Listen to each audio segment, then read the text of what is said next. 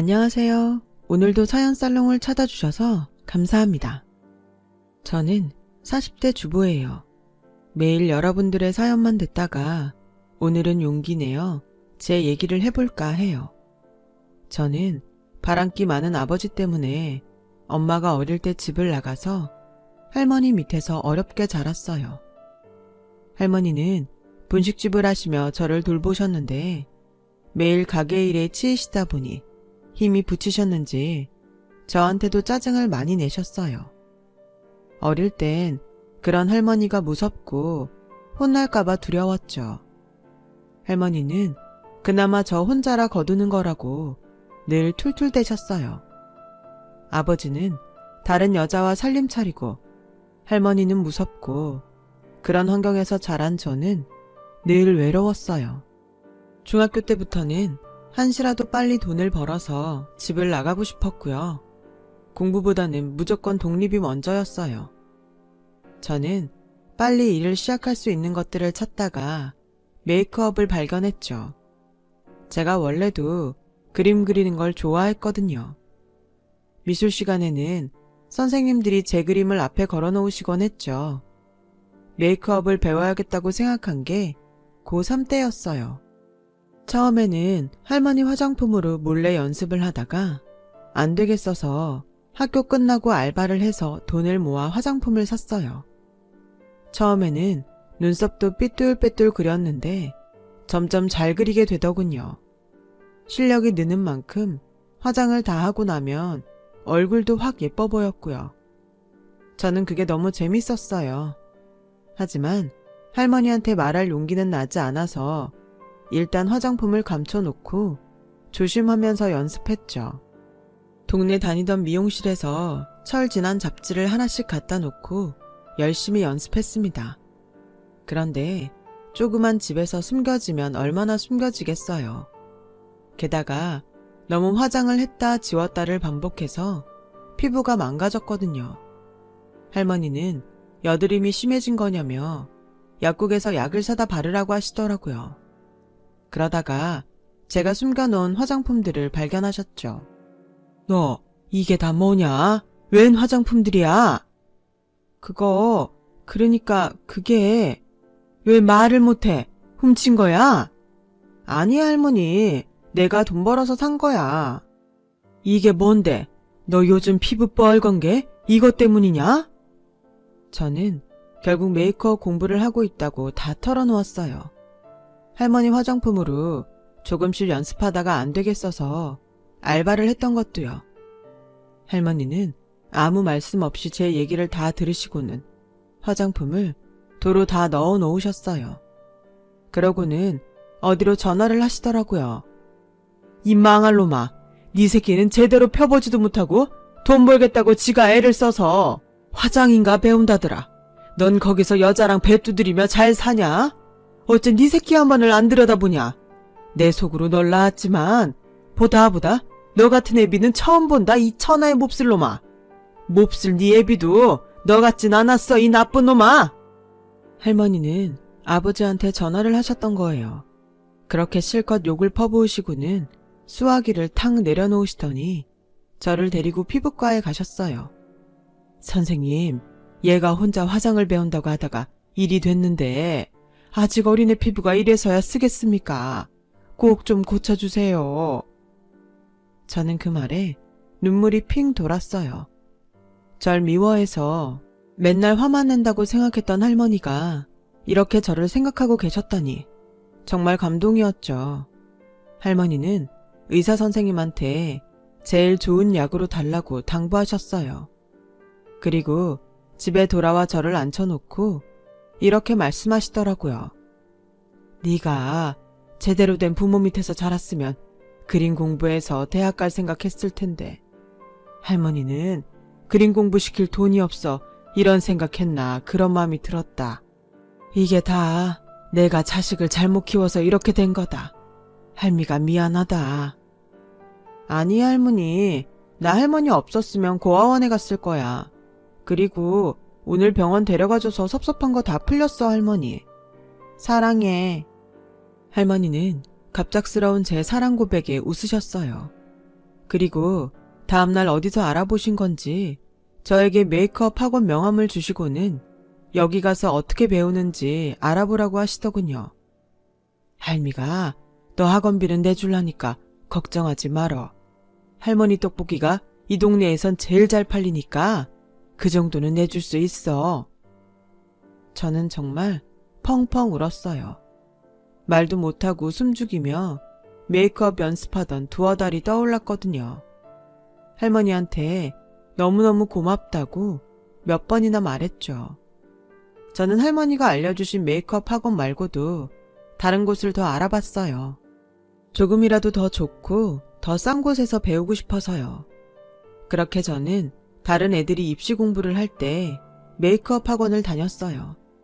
확실히 혼자 하는 거하고는 다르더라고요. 제가 잘못 연습하던 것도 있었고요. 힘들 때도 있었지만 할머니를 생각하며 더 열심히 했죠. 그 덕에 저는 학원 원장님 눈에 들어서 고등학교를 졸업하자마자 강남에 있는 큰 샵에 막내로 들어가게 됐어요. 샵에 가니 또다시 처음부터 시작하는 느낌이 들더라고요. 하루 종일 샵에서 살다시피 하며 허드렛 일부터 열심히 배웠죠. 아주 조금이었지만 돈을 받을 수 있는 것도 행복했어요. 저는 첫 월급을 타서 할머니한테 빨간 내복을 사다 드렸어요. 요새 누가 빨간 내복을 입어? 넌 세상 세련된 데서 일한다며 그것도 몰라? 할머니, 그럴 줄 알고 이것도 준비했지. 짜잔! 저는 따뜻한 털조끼와 로션을 꺼냈어요. 그러자 할머니는 또 힘들게 번 돈 다 썼겠다며 안타까워 하시는 거 있죠. 저는 그제야 퉁명스러움이 할머니 사랑 표현이란 걸 알았어요. 더 열심히 해서 할머니한테 보답해야겠다는 마음도 커졌고요. 저와 같이 샵에 들어왔던 다른 사람들은 한 명씩 샵을 관뒀어요. 생각보다 너무 힘들고 돈도 되지 않는다고 다른 일을 찾아본다더라고요. 저는 다른 일은 생각해 본 적이 없어서 어떻게든 버텨야 했어요. 그렇게 쉬는 날도 거의 없이 일한 덕분인지 저는 점점 위로 올라갔고 아티스트라고 새겨진 제 이름표를 다는 날이 왔어요. 드디어 당당한 메이크업 아티스트가 된 거예요. 저는 그날 할머니를 모시고 시내에 나가서 맛있는 걸 먹었어요. 할머니는 저보고 몇 번이나 대견하다고 하셨죠. 네 애비 잘한 게 너 낳은 거 딱 그거 하나 있구나. 네가 네 애비보다 100배 1000배 낫다. 날 이런 데 다 데려오고. 할머니, 앞으로 더 좋은 데 많이 갈 거니까 건강해야 돼. 아프지 말고. 너 고등학교 졸업하면 집 나간다고 했잖아. 맨날 일기장에 글에 써놓고. 그걸 다 봤어? 할머니, 남의 일기장 막 보고 그러는 거 아니지? 할머니랑 저는 그렇게 예전의 섭섭함을 다 털어버리고 좋은 시간을 보냈어요. 샵에서도 점점 자리를 잡게 되었고요. 제가 일에 몰두해서 살 동안 10년이라는 세월이 흘렀어요. 할머니는 많이 쇠약해지셔서 분식집을 그만두셨죠. 제가 버는 돈으로 할머니와 제가 먹고 사는데 어려움은 없었어요. 그러던 어느 날이었어요. 샵에 오는 스타일리스트 한 분이 저한테 남자를 소개시켜주고 싶다는 거예요. 아는 오빠인데 잘 어울릴 것 같아서요. 가벼운 마음으로 만나봐요. 저도 언젠가 좋은 남자를 만나서 결혼하고 싶다는 생각은 하고 있었지만 이렇게 갑자기 누가 소개팅을 주선해주니 얼떨떨한 기분이 들었어요. 좀 망설여지기도 했는데 문득 할머니가 하시던 말씀이 떠올랐어요. 네 애비가 개차반이었다고 세상 남자들 다 그럴 거라고 생각하지 말고 너도 좋은 사람 잘 골라서 재밌게 살 생각을 해야지. 그래, 일단 만나보는 거야. 그래야 어떤 사람인지 알 수 있지. 저는 소개해주는 분께 만나보겠다고 하고 약속을 잡았어요. 그렇게 전 지금의 남편을 만나게 되었답니다. 남편은 연예 기획사에 있었는데 주로 연예인들 해외 스케줄을 담당한댔어요. 말수도 적고 멋쩍어 하는 면이 있어서 저래서 기획사 일을 어떻게 하나 싶었는데 소개해준 분이 여자들 앞에서나 그렇지 일할 때는 안 그렇다고 하더라고요. 저는 그 말을 듣고 조금씩 마음이 가기 시작하더군요. 아버지가 너무 여자들 마음도 잘 알고 말도 잘해서 여자들이 아버지를 잘 따른다는 말을 들은 적이 있거든요. 저는 남편이 그런 점에서 아버지와 다른 것 같아 마음을 열기 시작한 것 같아요. 남편은 뭐랄까 투박하지만 믿음이 가고 따뜻한 데가 있었죠. 그런 점을 회사에서도 좋게 보는 것 같았고요. 제이씨, 저는 자기 일에 충실한 사람을 만나고 싶었어요. 그런데 제이씨가 딱 그런 사람이네요. 저는 그래서 제이씨가 제 마음을 받아주면 참 좋을 것 같습니다. 같이 살면서 실망하는 부분도 있겠지만 허튼 실수는 절대 안 할 자신 있어요. 저랑 결혼해주세요, 제이씨. 아니, 결혼합시다. 지금 생각하면 참 남편다운 담백하고 솔직한 프로포즈였어요. 저는 다른 고민은 없었지만 결혼하고 일하는데 지장이 생길까봐 그건 좀 걱정이 됐어요. 저는 제가 하는 일이 재미있었거든요. 연예인들이 제가 해준 메이크업으로 사람들 앞에 서는 것도 보기 좋았고요.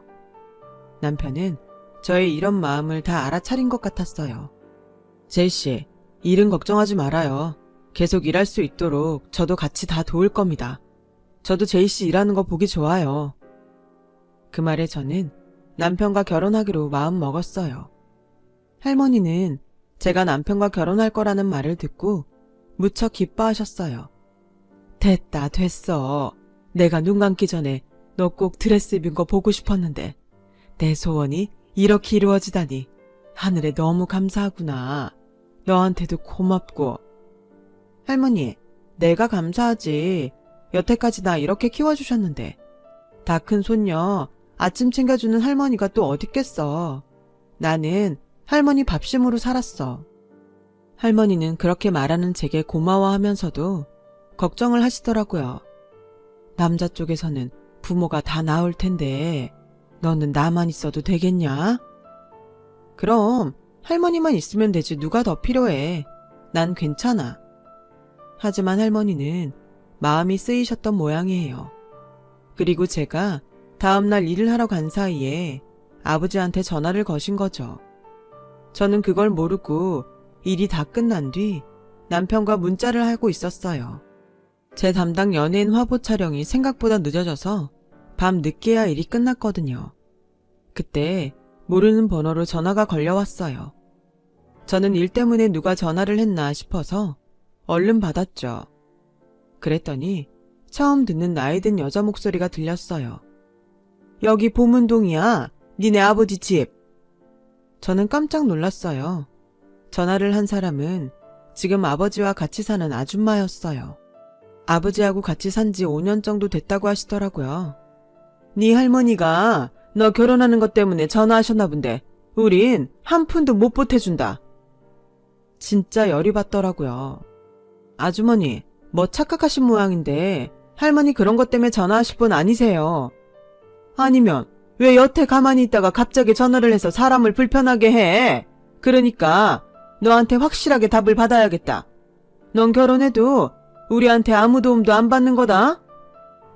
저는 너무 기분 나빠서 절대 그럴 일은 없을 거라며 전화를 확 끊었어요. 속에서 울분이 확 치밀어 오르더군요. 정말 뭐 저런 사람들이 다 있나. 아버지는 대체 어떻게 사람을 이런 취급하나. 집에 가는 내내 저는 화가 머리 끝까지 나서 속으로 별욕을 다 했어요. 집 앞에 다 온 저는 할머니를 생각해서라도 화를 가라앉혀야 했죠.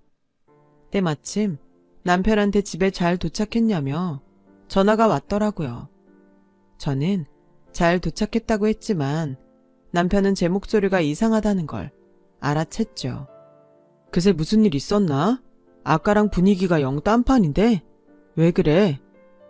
실은 갑자기 아버지랑 사는 아줌마한테 전화가 와서는 저는 그렇게 자초지종을 얘기하게 됐어요. 와, 정말 너무하시네. 아무렴 여태까지 혼자 다 키우신 할머니가 돈이나 달라고 전화를 했겠어. 딸이 결혼한다니까 알리신 걸 텐데 할머니 아시면 정말 속상하시겠네. 남편은 저와 같이 할머니 걱정을 해주더군요. 남편의 따뜻한 마음이 전해져서인지 저는 곧 마음이 진정되기 시작했어요. 집에 들어가 할머니한테 아무 내색도 하지 않았어요. 할머니도 저한테 아버지한테 전화했다는 얘기를 하지 않았고요. 할머니, 나 할머니 떡볶이 먹고 싶다. 아이고, 늦은 밤에 떡볶이 라면 먹으면 붓는다고 질색하더니 웬일이래? 오늘은 먹어도 될 것 같아. 그리고 좀 부으면 어때? 내가 연예인도 아닌데. 할머니는 저한테 떡볶이나 라면 만들어주는 걸 좋아하셨어요. 제가 학창시절 분식집에 안 갔던 게 할머니가 무서워서였거든요. 할머니는 그게 제가 창피해서라고 생각하셨대요. 하지만 그게 아니라는 걸 아시고서는 저한테 분식 만들어주는 걸 즐기셨죠. 저는 그래서 위로가 필요할 때 떡볶이를 해달라고 졸랐어요. 할머니는 그저 일 때문에 힘들었냐며 다 그런 거라고 조금만 참으라고 그렇게 다독이시며 떡볶이를 만들어 주시더군요. 저는 떡볶이를 먹으며 기분 나빴던 전화를 잊으려고 노력했어요. 남편은 제게 결혼식장에 할머니만 계셔도 충분하다고 괜찮다고 했고요. 남편 부모님도 성품이 좋으신 분들이어서 저를 잘 이해해 주셨어요. 저와 남편은 결혼 날짜를 잡고 하나씩 준비를 해 나갔죠. 둘 다 바쁜 일이라서 서로 시간을 맞춰 웨딩 사진을 찍고 드레스와 양복을 맞추고 하는 게 여간 어려운 게 아니더라고요. 가끔 너무 시간이 안 맞아서 좀 다툴 때도 있었지만 그래도 금방 풀고 화해했죠. 그렇게 눈코 뜰 새 없이 바쁜데 어느 날 집에 가보니 아버지가 와 계셨어요. 저는 어릴 때 보고 처음 보는 거라 처음엔 잘 알아보지 못했어요. 생각했던 것보다 얼굴에 윤기도 자르르 흐르는 게 좋아 보이더군요. 아유, 임마. 그래도 친아버지인데 어떻게 얼굴을 기억 못하냐, 사람 섭섭하게. 아버지 말에 할머니는 벌컥 성을 내셨어요. 말은 똑바로 해야지, 이놈아. 네가 애한테 섭섭하단 말이 나와? 어머니, 그래서 지금 왔잖아요. 딸내미 시집 간다는데 애비 노릇은 해야지요. 아버지는 아주 후회한다는 듯 오그라드는 표정을 지으며 한숨을 내쉬셨어요. 제 속에서는 여러 가지 감정이 막 교차했어요. 그리고 전에 아줌마가 전화로 한 얘기와 아버지 태도가 달라서 헷갈렸고요. 그런 제게 할머니가 옆에 앉으라며 제 손을 잡으셨어요. 나도 네 애비 꼴 보기 싫은데 너는 오죽하겠어. 그래도 결혼식에 애비 손은 잡고 들어가야지. 일단 그것만 생각하자. 결혼식 잘 치르는 거. 저는 별수 없이 알겠다고 했어요. 그리고 또 다시 결혼 준비로 바쁜 날들이 지나갔죠. 그러다가 한복을 맞추러 가는 날이 됐어요. 저는 할머니와 시어머니와 만나기로 한 약속 장소까지 나갔어요. 시어머니께 막 인사를 드리고 샵으로 가려는데 아버지한테서 전화가 왔어요. 그러더니 무작정 아주머니를 바꾸시더군요. 그런데 그 아주머니가 하는 말이 정말 기가 막혔어요. 원래 우리가 가야 되는데 어디서 하는지 가르쳐주지도 않고 해서 네 아버지랑 내 사이즈 부를 테니까 그대로 받아 적어서 전해라. 그게 무슨 말씀이세요? 무슨 사이즈요? 우리도 결혼식에 가려면 입을 옷이 있어야 될 거 아니야. 우린 벗고 가니? 아니요, 그게 아니라 왜 그 옷을 저희가 해요? 제가 그렇게 말하니 아주머니는 펄펄 뛰셨어요.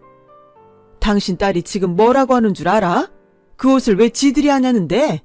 이런 대접을 받으면서 우리가 왜 그 결혼식을 가야 돼? 내가 미쳤지 미쳤어. 남의 다 큰 딸 결혼식 가는 거 생각만 해도 피곤한데? 지 도망간 엄마 자리에 서겠다고 하고. 그 말에 저도 화가 나서 뭐라고 하려는데 곧 아버지가 받으셨어요. 제이야, 일륜지 대사에 큰 소리 내서 좋을 거 하나도 없다. 우리도 가는 게 썩 편치 않아. 어머니가 와달라고 하셔서 가는 거지. 그런데 네가 우리한테 이래서야 쓰겠니?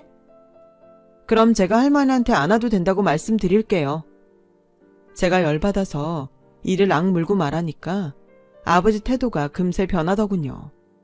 아니다, 아니야. 아무래도 오해가 있는 모양이니까 한번 만나자. 다 같이 만나서 얼굴도 보고 밥도 먹으면 다 풀리지 않겠니? 글쎄요. 아주머니도 그렇게 생각하실지 모르겠고요. 저는 이대로도 괜찮아요. 이 사람도 같은 생각이야. 좀 다혈질이라 그렇지. 내 다시 전화하마. 아버지는 제가 계속 화를 내니까 얼른 좋게 말을 하고 끊으셨어요. 아무래도 아주머니는 내 결혼식에 돈 들어갈까봐 신경이 쓰이는 건가 싶더라고요. 하긴 저하고 아주머니는 생판 남이니 그럴 수 있죠. 그렇다고 해서 예단 한복을 하는데 당연하게 자기들 것도 하라는 건 너무 경우가 없다 싶었어요. 그리고 며칠 뒤 아버지는 정말 아주머니를 데리고 오셨어요. 원래는 남편하고 가구를 사려고 겨우 빼낸 시간이었거든요. 제가 투덜대니까 남편이 오히려 절 위로했어요. 그래, 자기 속상하겠다. 그래도 어른이 화해하자고 오시는데 어떡해. 기왕 만나는 거니 우리 기분 좋게 밥 먹고 나와서 가구 사자. 진짜 내키진 않았지만 어쩔 수 없었죠. 남편은 아버지와 아주머니에게 깍듯이 예의를 차리며 정성껏 대접을 했어요. 그런 남편을 보니 고맙기도 하고 미안하기도 했어요. 저처럼 가정사가 복잡한 사람 만나지 않았으면 편했을 텐데 그런 맘도 들었고요. 남편 덕에 저희는 모두 식사를 잘 마치고 나올 수 있었어요. 그런데 일은 그날 밤에 벌어졌어요. 저와 남편이 가구를 계약하고 할머니 드린다고 떡을 사서 같이 집에 왔죠. 그런데 대문 밖에서도 뭔가 웅성웅성 소리가 들리더라고요. 이게 무슨 소리지? 누가 왔나? 저는 귀를 기울이고 안에 무슨 일이 있나 들어봤어요. 그랬더니 안에서 아버지하고 아주머니 목소리가 나더라고요. 할머니 목소리도 들렸고요. 그런데 어째 할머니 목소리가 심상치 않았어요. 이거 뭔가 이상한데? 무슨 일 있는 것 같아. 제 말에 남편은 얼른 들어가자며 저를 재촉했어요. 집에 들어갔더니 할머니 방에 세 분이 같이 계시더군요. 할머니는 얼굴이 하얘지셔서 곧 쓰러질 것처럼 보였어요. 할머니, 왜 그래? 어디 아파? 저는 놀라서 할머니 옆에 가서 손을 잡았어요. 그러자 아버지와 아주머니는 머쓱한 표정을 지으며 눈길을 피하더라고요. 장인어른, 무슨 얘기 중이셨어요? 남편이 정중하게 묻자 아버지는 오히려 입을 다무셨어요. 할머니는 제 손을 꽉 잡고 떨고 계셨어요. 저희가 무슨 일이냐고 하자 아주머니가 말을 시작하더군요. 우리 사업 얘기 좀 했어. 분식집짜리 보상금 받으셨길래. 나는 다시 말하지만 보상금으로 다른 일 할 생각 없다. 나 이 집에서 죽을 때까지 먹고 살 것만 남기고 제이 다 줄 거야. 그러자 그제야 아버지가 나섰어요. 어머니, 지금까지 고생만 하셨는데 앞으로 투자하시면서 더 편히 사셔야죠. 그걸 왜 얘를 다 줍니까? 여태껏 키우신 것만도 어딘데. 이게 다 무슨 얘기예요? 할머니가 나한테 무슨 돈을 줘? 투자는 또 뭐고? 저와 남편이 놀라서 눈이 동그래지자 제가 잡고 있는 할머니 손에 힘이 더 꽉 들어가더라고요. 처음부터 이럴 짝정이었지? 내가 제 결혼식장 데리고 들어가 달라고 그거 하나라도 애비 노릇하라고 그 부탁 들어준 이유가 이거였지? 아이고 어머니, 뭘 또 그것 때문이에요. 지금까지 고생하셨으니 이제 우리한테 다 맡기고 용돈이나 풍족하게 받아 쓰시면서 편하게 사시라고 드리는 말씀인데 그렇게 곡해를 하시면 저희 섭섭합니다. 저는 아버지가 희죽대면서 능글맞게 얘기하는 걸 보자 폭발했어요. 됐어요. 그깟 손 안 잡고 들어가도 돼. 아버지가 할머니한테 고생했다, 편히 살아라, 그런 말할 자격이나 있어요? 제가 학교 졸업하고 입학할 때 한 번이나 와 보셨어요? 할머니 돈 때문에 힘드실 때 들여다보긴 하셨냐고요.